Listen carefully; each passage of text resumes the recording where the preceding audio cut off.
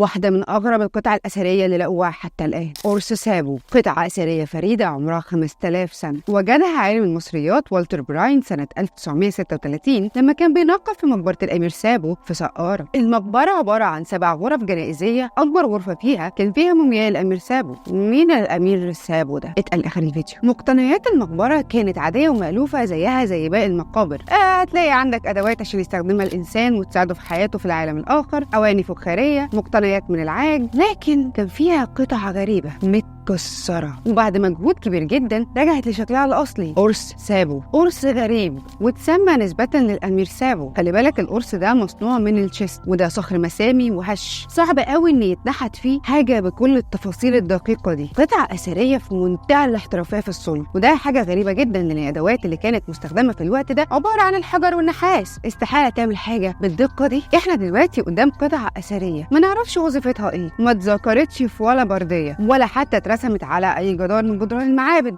ولا المقابر، ولا حتى نعرف ازاي اتنحتت. سيبك بقى من كل ده، مين الأمير سابو ده؟ الأمير ده حواليه شوية غموض كده، تفاصيل كتير في حياته ما نعرفش عنها حاجة. علماء الآثار بيرجحوا إن القطعة دي تم صناعتها بتكنولوجيا متقدمة جدا، وعالم المصريات سيريل إلدر قال إن شكل القرص بيدل على إنه ملحق لقطعة معدنية تانية تعتبر أقدم من القرص اللي احنا لقيناه. ليه القدماء المصريين ممكن يكونوا عملوا قطعة زي دي؟ ايه وظيفتها؟ وليه ما فيش غيرها بس اللي احنا لقيناه؟ يعني ما فيش حاجة شبهها مثلا في أي مقبرة تانية أو أي معبد؟ هل فعلا ممكن يكون القدماء المصريين كان عندهم تكنولوجيا متطورة جدا جدا جدا، بس زمان اتسرقت كل الاختراعات اللي بتدل إنهم كانوا دولة متقدمة؟ معنى كده إن فعلا ممكن تكون نظرية إن الهرم مولد للطاقة نظرية صح، وليها الأرجحية إن الهرم كان بيولد طاقة لمصر كلها. عامة هسيب لك لينك حلقة الهرم مولد للطاقة تحت الفيديو، ابقى شوفها وقول لي انت متخيل ان القطعة دي ممكن فعلا هم نسوها وهم بيسرقوا المقابر فتعتبر زي دليل على ان فعلا حصلت حاجة زي كده، وان فعلا ممكن تكون الحضارة متقدمة ومتطورة لدرجة انها عملت اختراعات وزي ما بيقال ان هم طلعوا للقمر. عموما انت تقدر تروح تشوف قرص سابو في المتحف المصري بنفسك، وهستنى في الكومنتات تقول لنا انت متخيل القرص ده ممكن يكون بيعمل ايه، وهل فعلا ممكن تكون من الحضارة المصرية القديمة ما كانتش زي ما احنا فاكرينها وكانت حاجة متطورة جدا.